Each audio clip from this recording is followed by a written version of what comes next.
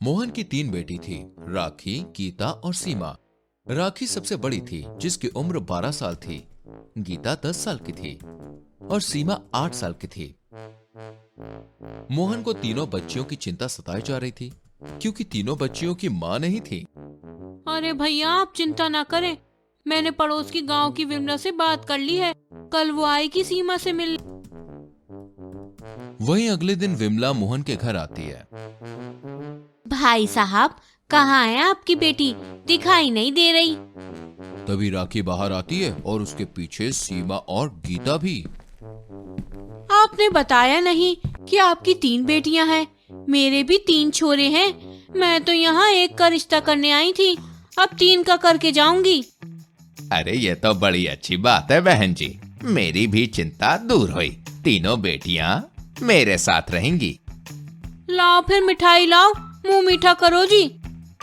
तभी सीमा मिठाई लेकर वहां आती है और सभी मिठाइयां खाते हैं। वहीं विमला के जाने के बाद, पापू, ये ब्याह क्या होता है? अरे बिटिया, ब्याह मतलब अब तुम तीनों दूजे घर जाओगी, जहां तुम्हें साथी मिलेगा और सास के रूप में विमला माँ मिलेगी। माँ का नाम सुनकर तीनों खुशी से फूली नहीं समाती।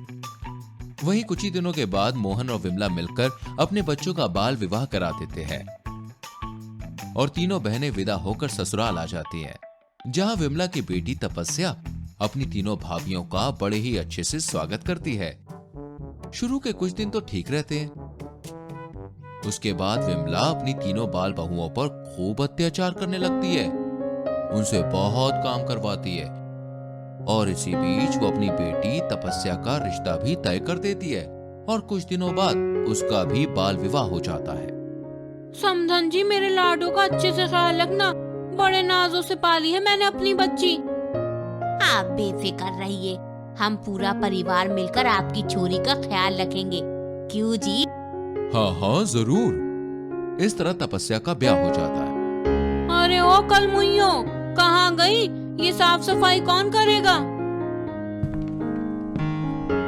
अम्मा जी, शादी की थकान लग गई है, सवेरे उठकर हम सब कर लेंगे। अरे वाह, मेरी बेटी ब्याही है, नाक नहीं कटाई। मेरी बेटी क्या घर से विदा हो गई? तुम तीनों निगोड़ी तो अपना रंग दिखाने लगी। चलो जल्दी जल्दी सफाई करो, वरना आज तुम्हें खाना ना मिलेगा। इतना सुनते ही तीनों काम पर लग जाती हैं। ऐसे ही कुछ महीने बीत जाते हैं और एक दिन गलती से गीता से दूध का भगोना छूट जाता है और सारा दूध जमीन पर गिर जाता है। अरे कल मुंह ही अंधी है क्या? दिखाई नहीं देता तुझे? सारा दूध ही गिरा दिया। नास पीटी, तुझे तो मैं अभी सबक सिखाती हूँ। फिर विमला गैस पर चिमटा गरम करके जैसे ही गीता को छुआने जाती है कि तभी तपस्या रोते हुए घर आती है। क्या हुआ बेटी, तू रो क्यों रही है? मम्मी, अब मैं उस घर में कभी नहीं जाऊंगी। वो लोग बहुत बुरे हैं, मुझे बहुत सताते हैं। मेरे सास और पति तो मुझे मारते भी हैं। मैं सब कुछ सहती आई, लेकिन आज तो उन्होंने हद ही कर दी।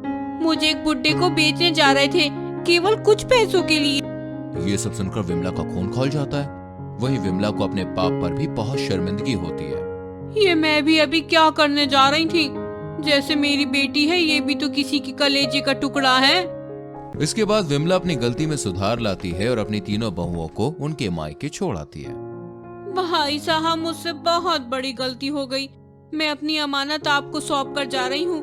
आप इन्हें पढ़ाइए लिखाइए और जब ये बड़ी हो जाएंगी तो मैं इन्हें पूरे ठाट बाट से ब्याह करके लेकर जाऊंगी।